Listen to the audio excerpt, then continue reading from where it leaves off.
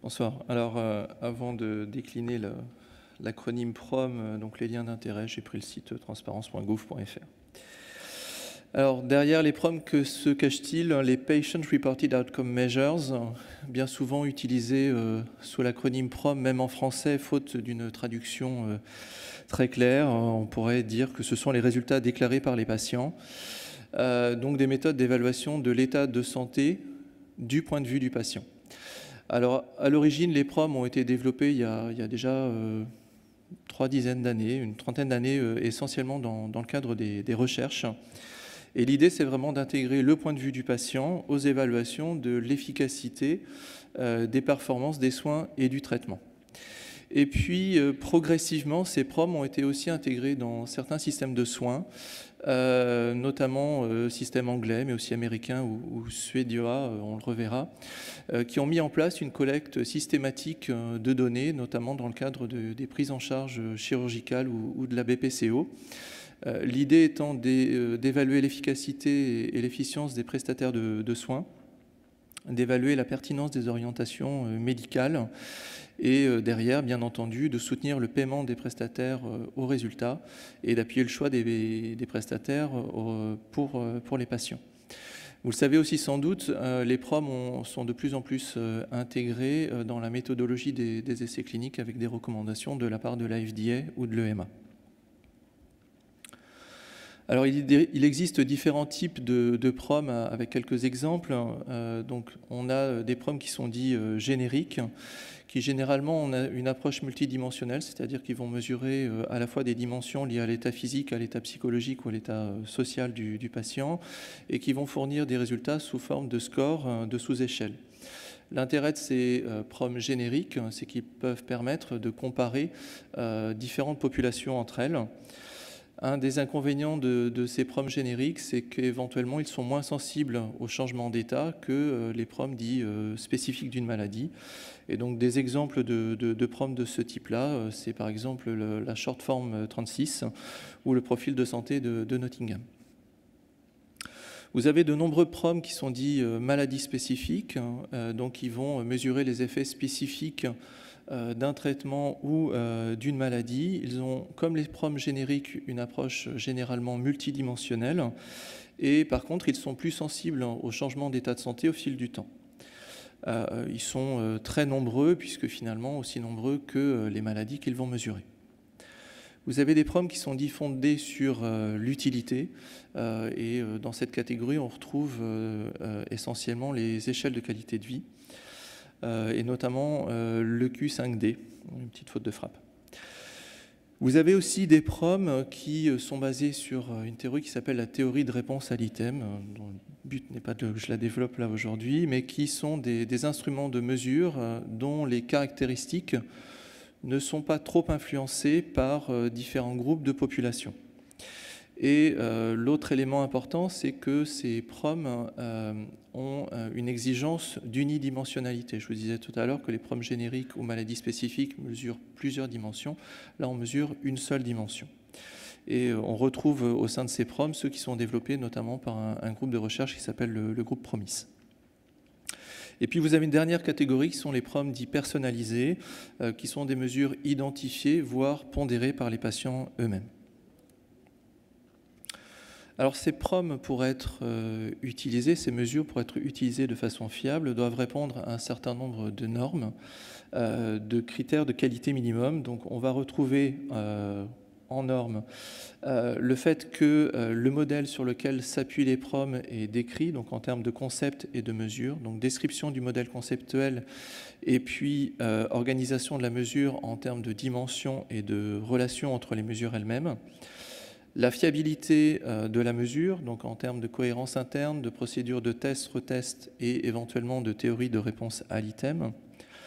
La validité du contenu, c'est-à-dire quelles étaient les méthodes qualitatives et quantitatives qui ont permis la validation de la mesure, les caractéristiques de la population de validation et éventuellement les similitudes ou différences vis-à-vis de la population cible, et puis la période de rappel, c'est-à-dire la périodicité de la mesure. La validité de la construction doit également être décrite, notamment en termes de concordance avec d'autres mesures, qu'il s'agisse de PROM ou de mesures cliniques par rapport au modèle identifié. La réactivité de la mesure en termes de spécificité, de sensibilité, d'évolution en fonction du changement d'état de santé, et puis les modalités d'interprétation et de scoring de la mesure. En termes de traduction également, puisque ces PROM peuvent être développés dans une langue et puis derrière reproduites dans d'autres.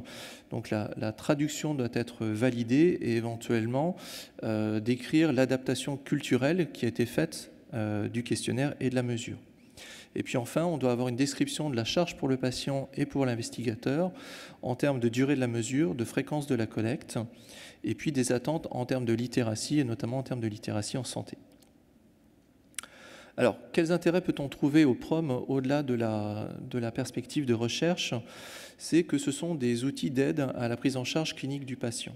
Alors, initialement, de nombreux PROM ont été développés comme outils de dépistage, donc pour faciliter la détection de problèmes de santé, notamment dans le cadre de la santé mentale et la détection de la dépression.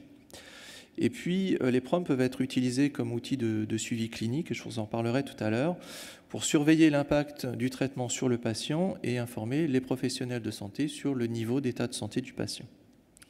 Et puis, ça peut être aussi utilisé pour faciliter la participation du patient à la planification des soins et à la prise de décision, et puis constituer un support vis-à-vis des patients atteints de maladies chroniques dans le cadre d'une autogestion. Les PROM peuvent être également utilisés comme un outil de communication entre les patients et les professionnels de santé, puisque finalement, à l'issue du remplissage du questionnaire, ça va permettre de sensibiliser le patient par rapport à son état de santé, ça va faciliter la description des symptômes vis-à-vis du clinicien, et donc ça va peut-être améliorer la discussion avec le clinicien et permettre notamment d'aborder les questions dont le patient est conscient et préoccupé. Alors, un des modèles d'interaction, de communication patient-soignant, c'est celui-ci. Donc, à l'issue de la complétion du questionnaire et du partage des résultats avec le clinicien et l'entourage, on va avoir donc une communication entre cliniciens, donc interprofessionnalité, patient et professionnels de santé, patients et entourage, et puis cliniciens et entourage et aidants. Et donc ça va permettre une implication, un engagement du patient sur un certain nombre d'éléments qui sont l'adhésion au traitement, qui est une source de satisfaction à la fois pour le patient et le professionnel de santé, participation du patient à la prise de décision, et puis suivi du patient. Et ça, au final, ça permet d'améliorer un certain nombre de devenirs du patient. Alors, quelques inconvénients évidemment au PROM. Le premier qui vient souvent à l'esprit, c'est le temps dédié à l'administration et l'interprétation des questionnaires. C'est parfois une précision insuffisante pour la surveillance de l'évolution des patients en pratique clinique. Ça peut être éventuellement que la population répondeuse n'est pas forcément complètement celle que l'on cible. Et puis souvent, ce sont des réticences d'usage par les professionnels de santé qui ne sont pas formés à l'utilisation des PROM dans leur pratique courante et qui peuvent voir les PROM finalement comme un substitut à une vraie conversation et au partage, et donc un raccourci dans un historique patient obtenu au cours d'un entretien habituel. Alors, il y a quelques éléments qui peuvent permettre de pallier ces inconvénients. Ça peut être la mise en place d'une collecte électronique, et je vais vous en parler juste après. La mise en place de questionnaires qui peuvent être plus courts et puis aussi s'adapter aux réponses des patients. Et puis, bien entendu, intégrer les résultats directement dans les systèmes d'information. Alors, si je fais un focus sur un sujet qui me concerne un peu plus, la cancérologie, et notamment le développement des Patient Reported Outcomes sur la remontée des effets indésirables en cancérologie. La classification CTCAE, je pense que vous la connaissez, c'est une classification qui est fréquemment utilisée dans le cadre des essais cliniques en cancérologie pour qualifier et quantifier les effets indésirables, et puis bien souvent employée par les... Une minute, wow. Alors, je vais passer très très vite. Donc, pour vous dire que les PRO CTCAE donc, ont été développés en complément de la remontée des CTCAE, et donc ils ont été validés.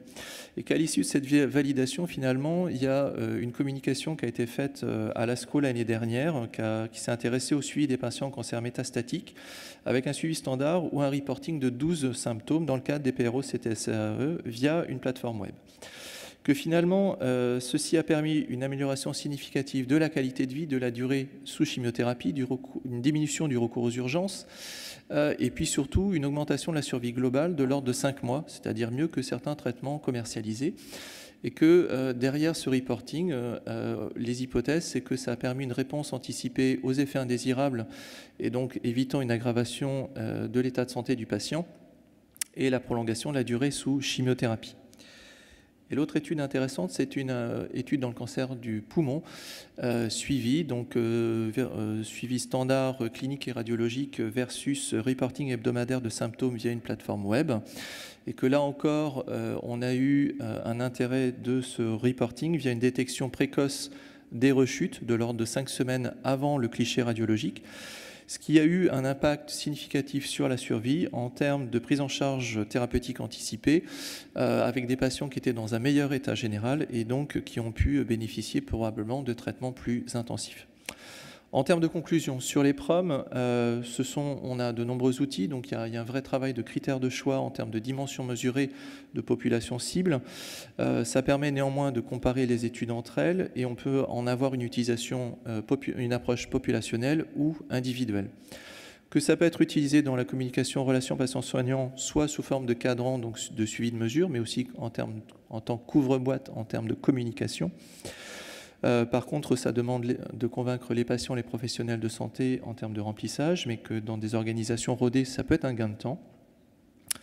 Et en termes de perspective, eh bien, que ces PROM peuvent être utilisés à l'instar d'autres systèmes de soins dans la mesure de l'efficience et de la performance de la prise en charge et notamment au parcours, que la télémédecine vient clairement améliorer le recueil, voire éventuellement permettre de nouveaux usages en termes d'exploitation de données, et qu'au-delà des PROM, on a 2 nouveaux acronymes qui peuvent apparaître, qui sont le PREM, donc les Patient Reported Experiences Measures, donc la satisfaction des patients, et puis les Patient and Public Involvement, donc la participation des usagers au système de soins, et que ça permet de valoriser la qualité des structures qui les prennent en charge. Merci de votre attention.